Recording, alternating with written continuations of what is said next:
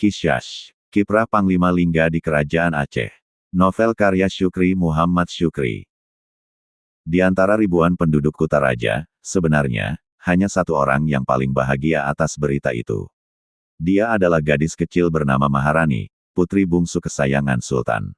Ceritanya tentang gajah putih bukan halusinasi, bukan isapan jempol, tetapi fakta. Dia selalu menanti gajah impian itu bermain dengannya di Taman Darul Ishki. "Ayah, kapan gajah putih sampai ke sini?" tanya gadis kecil itu setiap melongok ke Taman Darul Ishki. "Akan segera tiba, putriku," kata Sultan sambil menggendong putri kecilnya. "Apakah gajah putih itu mau bermain dengan Rani?" tanya gadis kecil itu.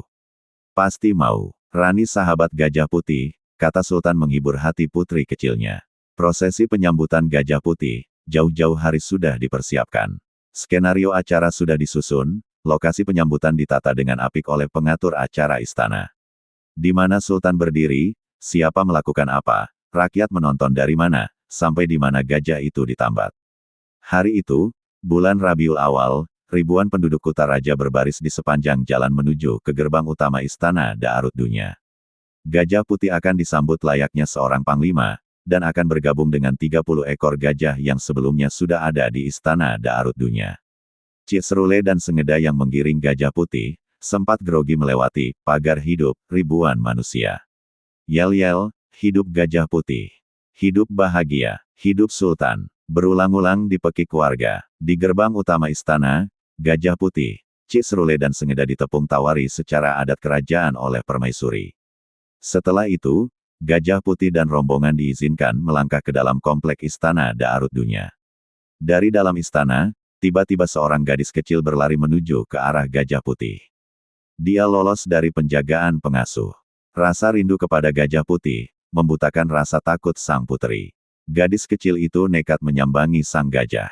Setibanya di dekat gajah putih, gadis kecil itu langsung menggenggam telapak tangan Sengeda.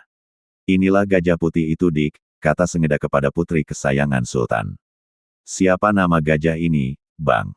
tanya gadis kecil itu. "Bahagia," kata Sengeda sambil menempelkan tangan mungil gadis itu ke belalai gajah. "Bahagia, saya Maharani," sapa gadis kecil itu sambil mengelus-elus belalai gajah.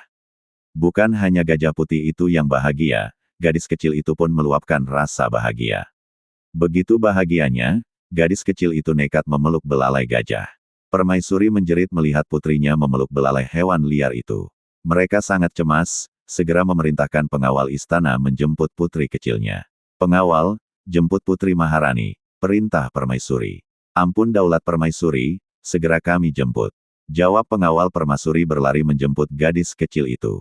"Tuan Putri, dipanggil Ibu Permaisuri," kata pengawal itu memegang lengan sang putri.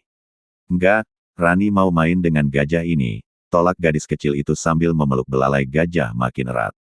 "Ayo Tuan Putri, nanti Ibu Permaisuri marah," bujuk pengawal dengan mimik muka cemas.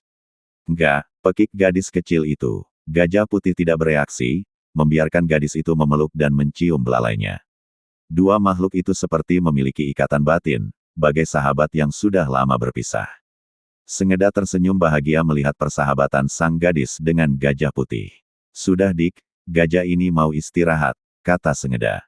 "Gajah ini capek ya Bang?" tanya gadis kecil itu.